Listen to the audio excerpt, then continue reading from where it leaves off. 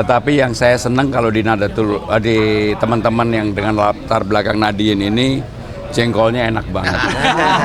Jadi kalau di tempatnya ketua imam besar EPR waktu itu jengkol, di sini juga jengkol. Jadi saya merasa politik jengkol ini membuat semangat.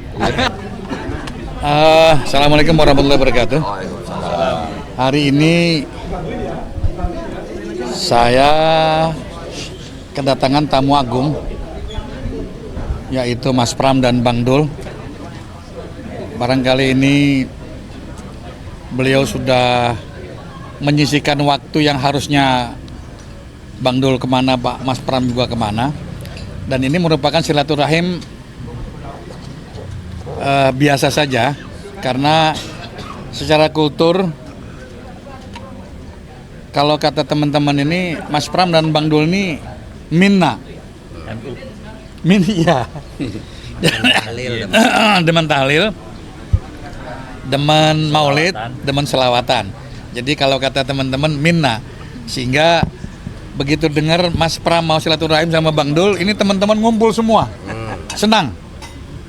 Karena ada komunitas yang komunitas kita terwakili oleh Mas Pram dan Bang Dul, dan ini merupakan kehormatan buat saya dengan teman-teman keluarga besar Nahdien, dan saya optimis bahwa Mas Pram dan Bang Dul ini tinggal nunggu pelantikan saja. Amin. Amin.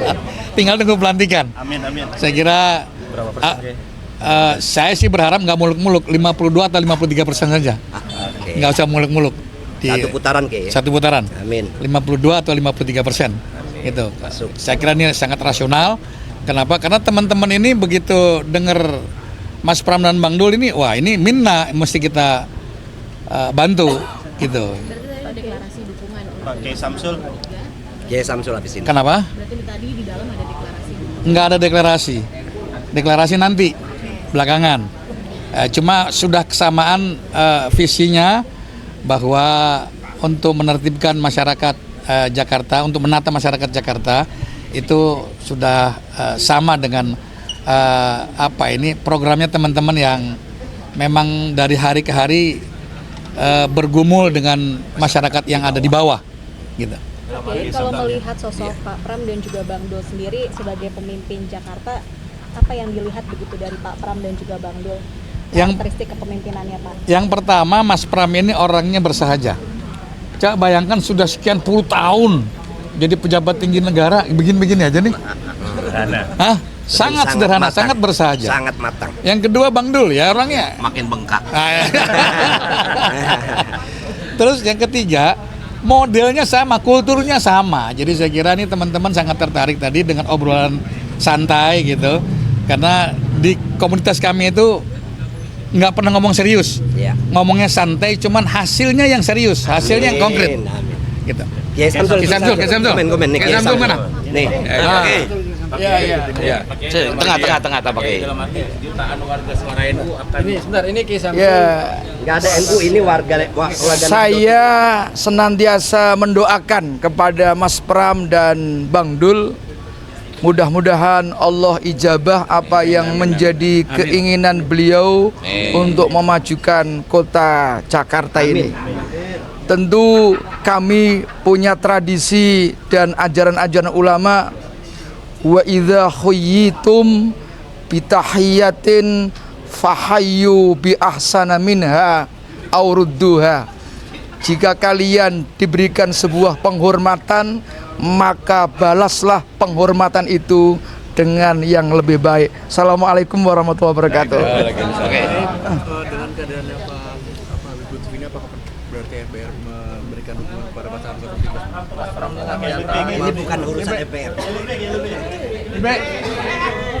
Ini belum waktu MPR. Kehadirannya di sini. Ditanya MPR soalnya. ditanya. MPR. Akan menandakan MPR akan mendukung pasangan 03. Nanti akan ada kabar dalam waktu dekat ini. Amin. Pokoknya di minggu-minggu ini akan ada kabar. Bersama dengan Ah, Yang jelas akan ada kabar. Hah? Oh enggak, karena FBR dengan PWNU terpisah meskipun cara keberagaman kita, cara keberagaman Nahdlatul Ulama. terkait tadi. Ya, yang pertama kami bersyukur alhamdulillah hari ini bisa bertemu dengan para kiai yang datang dari seluruh Jakarta. Ada dari Pulau Seribu, Jakarta Pusat, Jakarta Barat, Selatan, Timur, Pusat. Yang intinya adalah bersilaturahmi dan juga tentunya saya mendapatkan banyak hal yang positif. Tetapi yang saya senang kalau di teman-teman yang dengan latar belakang Nahdien ini jengkolnya enak banget. Jadi kalau di tempatnya ketua imam besar EPR waktu itu jengkol, di sini juga jengkol. Jadi saya merasa politik jengkol ini membuat semangat. Ya, makasih ya. Makasih ya. Oke, yuk. Penataan parkir liar boleh Pak? Atau perda tentang pendanaan korpos ini kan belum ada, bisa dielaborasi lagi. Jadi apa yang menjadi persoalan hampir di semua wilayah bukan hanya di Jakarta, ketika undang-undang tentang pondok pesantren sudah ada, perpresnya sudah ada, tapi rata-rata pergub atau perdanya belum ada, termasuk di Jakarta. Sehingga payung hukum untuk pendanaan pondok pesantren itu masih menjadi hambatan.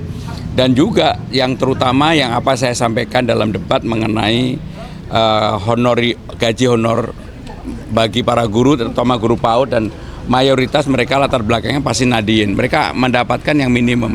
Kalau kemudian ini bisa dilakukan, diperbaiki, dan kalau kami mendapat amanah ini yang kami selesaikan sehingga ada payung hukumnya. Kalau kemudian ada penyaluran budget atau dana untuk itu nggak jadi temuan, itu yang akan kami lakukan. Ya. Untuk skema pendanaan, parkir liar, penataan parkir liar. Makasih ya, saya. Kondisi saluran air yang paling utama sebenarnya di sini yang tidak berjalan dengan baik.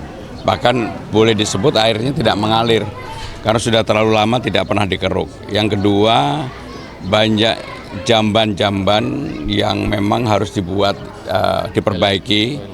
Toilet-toilet yang harus diperbaiki karena rata-rata sudah terlalu lama dan kondisinya menurut saya sangat memprihatinkan.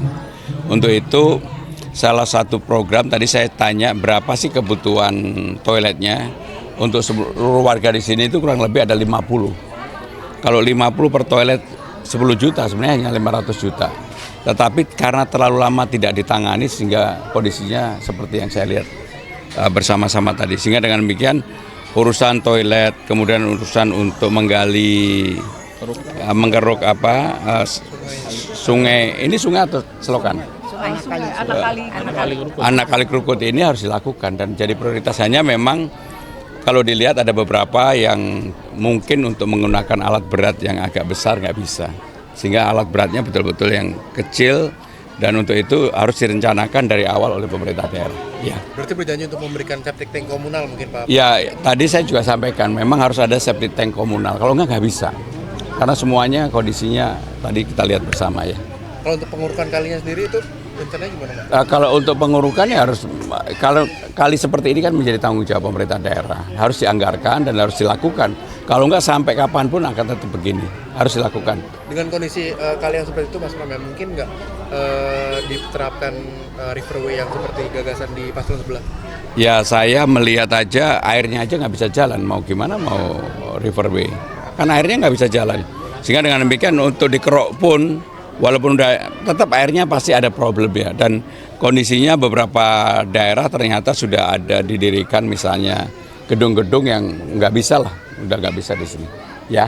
Baik. Mas Pram, selama masa kampanye ini kan sudah ada beberapa kelompok yang sebelumnya menjadi relawan Mas Anies dan sekarang menyatakan dukungan kepada Mas Pram. Namun kemarin Pak Ridwan Kamil itu mengklaim bahwa lebih banyak anak Abah yang mendukung mereka gitu Mas Pram. Itu tanggapannya gimana? Iya kan simbol anak-anak Abah itu kan yang tahu tentunya Mas Anies sendiri dan anak Abah sendiri. Ya. Saya nggak mau memperdebatkan itu, tetapi nanti dilihat aja siapa yang kemudian di TPS maupun secara terbuka yang menyatakan memang bagian utama dari tim pemenangan Mas Anies pada waktu itu. Kalau di saya kan mulai dari juru bicara, tim yang menyiapkan data, Bahkan di debat saya kemarin salah seorangnya adalah yang betul-betul mempersiapkan data buat Mas Anies kemarin. Kemarin kan Bang Dul juga sempat bertemu dengan Pak Idris, itu apakah sudah memberikan dukungan? Ya, yang paling penting kan gini, komunikasi terus berjalan dan saya juga berkomunikasi dengan mereka. Intinya kami meyakini apapun yang ada, pasti mereka akan memilih siapa yang kemudian program-programnya lebih dekat dengan Mas Anies. Ya, makasih ya, makasih.